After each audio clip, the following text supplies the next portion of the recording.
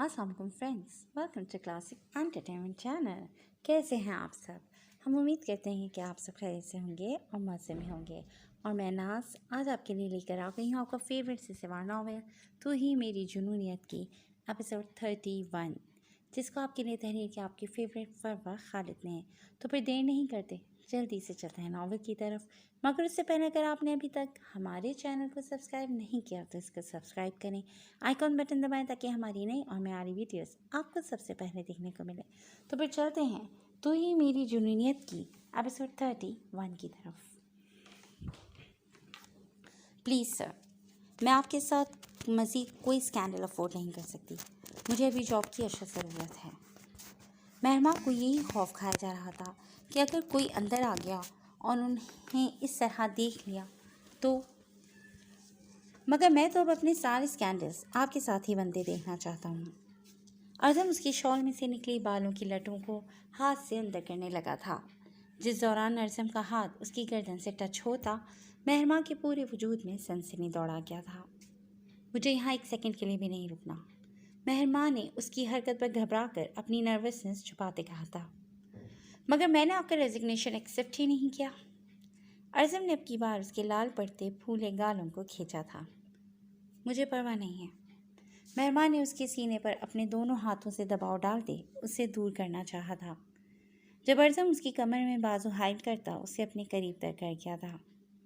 आप ये ऑफिस छोड़कर नहीं जा सकती। आपको जिस पोस्ट पर भी काम करना है आप यहाँ करेंगी। मैं आपके मामले में दुनिया वालों पर ट्रस्ट नहीं कर सकता, इसलिए आपको कहीं नहीं जाने दूंगा। अर्ज़म के अंदाज में उसकी मलकियत का इस्तेहकाक नुमाया था।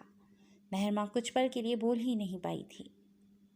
मैं हमेशा खुद के लिए अकेली लड़ती आई हूँ, ठोकरें खाकर लड़ना सीखा है मैंने। मुझे ना कभी किसी अर्ज़म हमदानी की ज़रूरत पड़ी है और ना ही आगे कभी पड़ेगी। महरमा उसे पीछे होते देखकर टेबल से उतर आई थी। Okay, good luck. अर्ज़म समझ गया था कि महरमा इस वक्त जिस स्टेट ऑफ माइंड में थी वो उसकी कोई भी बात नहीं सुनने वाली थी। उसे अपने दम पर कुछ करना था, मगर वो ये नहीं जानती थी कि इस बेरहम दुनिया में अकेले सरवाइव करना कितना मुश्किल है। मगर अर्ज़म ने इस बार उसे जाने दिया था। वो बैक पर रहकर भी महरमा को प्रोटेक्ट कर सकता था। आबगी ने टोकरी महरीन को थमाती गुस्से से वहाँ से निकलने लगी थी। जब हील शरारे में उलझ जाने की वजह से वो लड़खड़ाई थी और साथ खड़े मीराम ने फ़ौरन बाजू फैलाकर उसे अपने हसार में लेते गिरने से महफूज रखा था। वहाँ मौजूद तमाम अफराद की निगाहें उन दोनों पर ही टिक गई थीं। दोनों के चेहरे एक दूसरे के बहुत करीब थे। वो दोनों ही एक दूसरे को एकटक देखते ये भूल गए थे कि वो लोग इस वक्त कितने सारे लोगों के बीच खड़े हैं। अचानक होश की दुनिया में लौटते मीराम ने आबगीने को अपनी गिरफ्त से आज़ाद कर दिया था। आबगीने भी फ़ौरन पीछे हटी थी।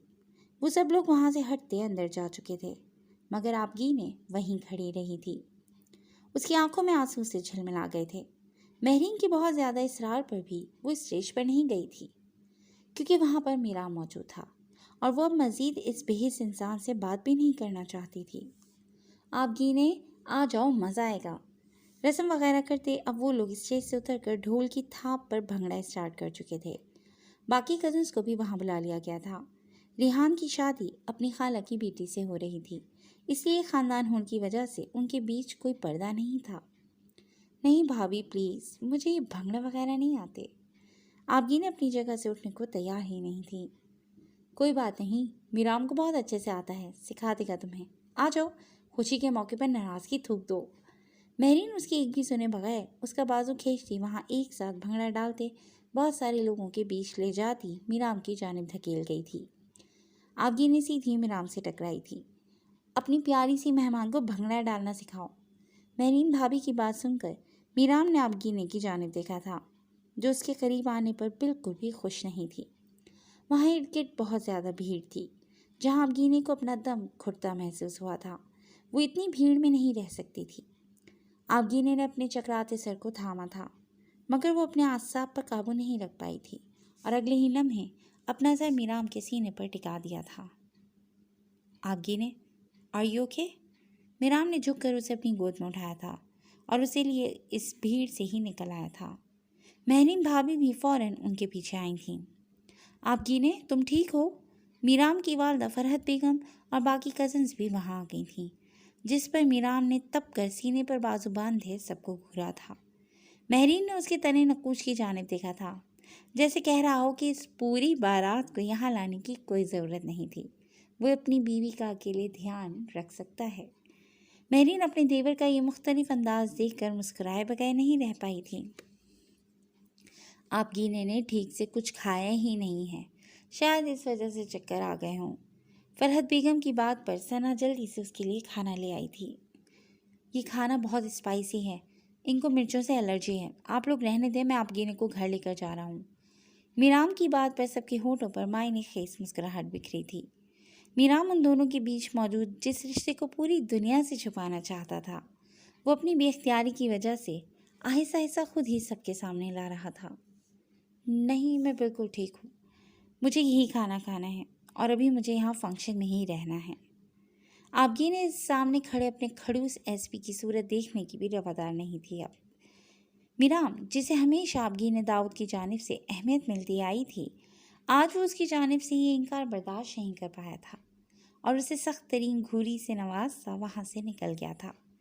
مگر آبگی نے، جو اس شخص کی اتنی بے رخی کے باوجود بھی اس کی محبت میں پور پور ڈوبی ہوئی تھی، اس کی بے قرار نگاہوں نے ایس پی میرام کا دور تک پیچھا کیا تھا۔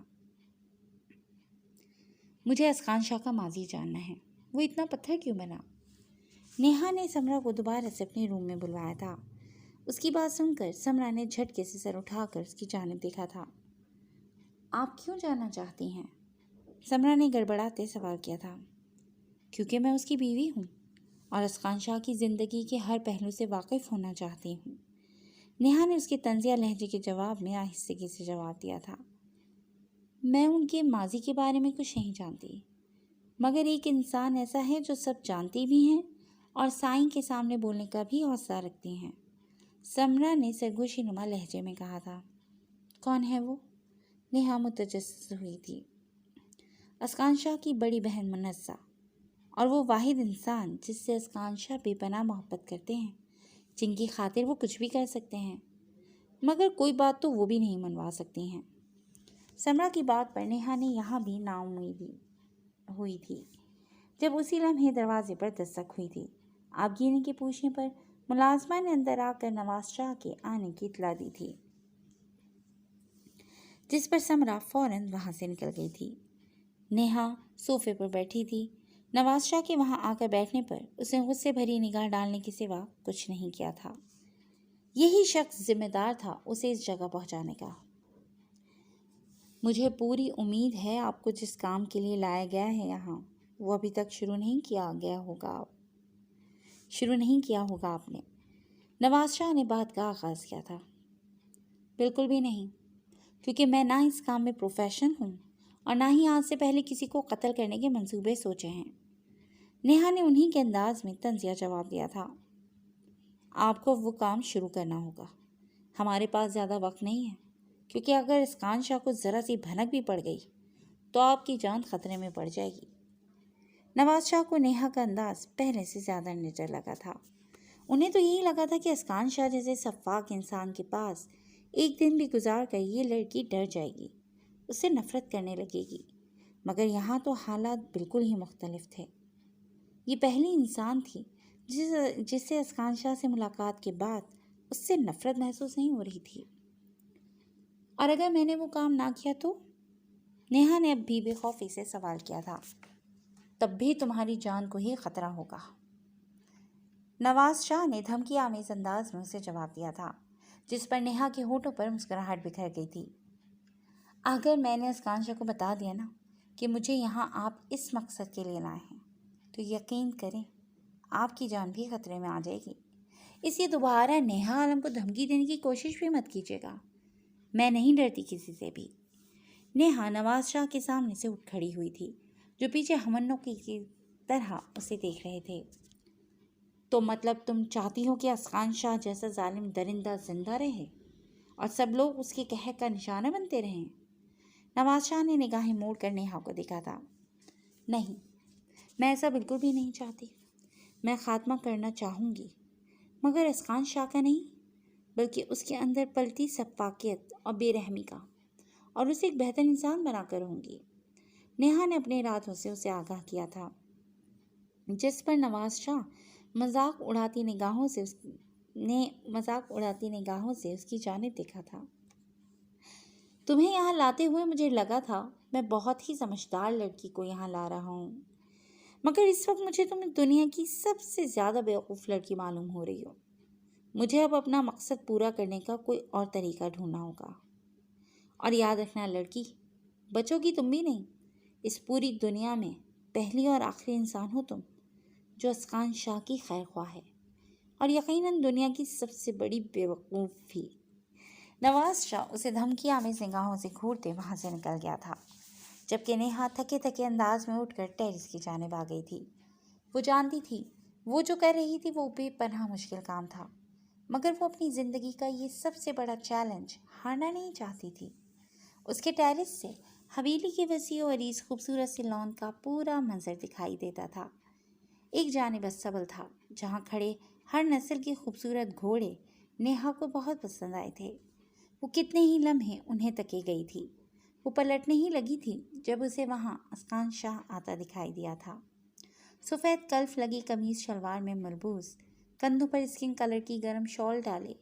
وہ اپنی روب دار پرکشش شخصیت کے ساتھ اس وقت نیہا کی ساری توجہ اپنی جانب کھینچ گیا تھا۔ وہ ریلنگ تھامے یک ٹک اسے دیکھے گئی تھی۔ انسانوں سے نفرت کرنے والا اس وقت جانوروں سے نہایت ہی نرمی اور محبت سے پیش آ رہا تھا۔ نیہا اس کا یہ بہت ہی مختلف اور پیارا انداز دیکھ کر مبہوت سی کھڑی رہ گئی تھی۔ اس کا شاید کوئی گھوڑا بیمار تھا جس کی دیکھ بھال وہ خود اپنے ہاتھوں سے کر رہا تھا، اسے اپنے ہاتھوں سے کھانا کھلا رہا تھا۔ نیہا کے ہونٹوں پر مسکراہٹ بکھری تھی۔ تم اتنے برے نہیں ہو اسقان شاہ، تمہارا برا انجام موت نہیں بلکہ اچھا انجام ایک خوبصورت زندگی ہونا چاہیے جو میں تمہیں دلا کر رہوں گی۔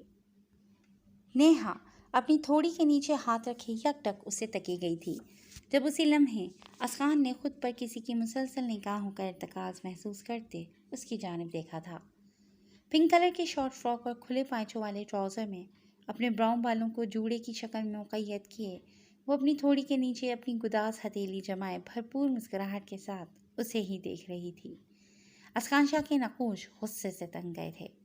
یہ لڑکی اس کی برداشت سے باہر ہو رہی تھی۔ اب اس نے غصے بھری نگاہوں سے نیہا کو گھورا تھا، مگر اس پر پھر بھی کوئی اثر نہیں ہوا تھا۔ جب کچھ لمحوں بعد نیہا کے پاس ایک ملازمہ حاضر ہوئی تھی۔ سائیں آپ کو استقبال میں بلا رہے ہیں۔ ملازمہ کی بات سن کر نیہا کے ہونٹوں پر مسکراہٹ بکھری تھی۔ تو کیا آپ خود کو گھورنے کے جرم میں یہ شخص مجھ سے استقبال بھی صاف کروائے گا؟ نیہا گہرائی ہوتی مسکراہٹ کے ساتھ بڑبڑاتی ہوئی وہاں سے نکل آئی تھی۔ مہرماں نے اپنے لیے جاب ڈھونڈنا شروع کر دی تھیں۔ اسے کمپنیز کے نام کا اندازہ نہیں تھا اور نہ ہی اس بات کا کہ اس کے ریزائن دیتے ہی دو بہت بڑی کمپنیز نے اسی پوسٹ کی جاب کا اعلان کر دیا تھا۔ مہرماں کو آج انہیں دونوں کمپنیز میں انٹرویو کے لیے جانا تھا۔ رات بھر اسے نیند نہیں آئی تھی۔ صبح بھی وہ جلدی اٹھ گئی تھی۔ اٹھتے ساتھ ہی اس کی نگاہ بیڈ پر محو خواب ارزم ہمدانی پر پڑی تھی، جو اتنی ٹھنڈ میں بھی بنا شرٹ اور کمفرٹر کے سو رہا تھا۔ اس نے شرٹ نہیں پہن رکھی تھی۔ بلیک کلر کی سلیو لیس بنیان میں اس کا کثرتی وجود نمایاں تھا۔ مہرماں نے فوراً اس کی جانب سے نگاہیں موڑ لی تھیں۔ وہ آج تو کسی صورت اس شخص کا سامنا نہیں کرنا چاہتی تھی، اس لیے اس کا ارادہ وقت سے پہلے تیار ہو کر روم سے نکل جانے کا تھا۔ اس نے سب سے پہلے اٹھ کر نماز پڑھی تھی، جس سے فارغ ہو کر اس نے الماری میں سب سے زیادہ سمپل ڈریس سلیکٹ کیا تھا۔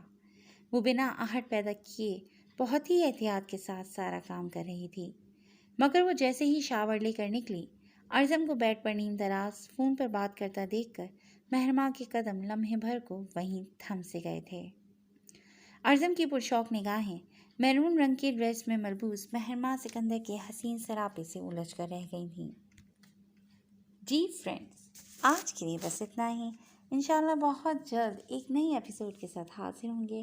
تب تک اپنا خیال رکھیے گا، اور ہاں، اپنے کمنٹ سے ہمیں ضرور آگاہ کیجیے گا کہ آپ کو آنے والی ایپیسوڈ میں یہ کہانی کیا ٹویسٹ لیتی نظر آتی ہے۔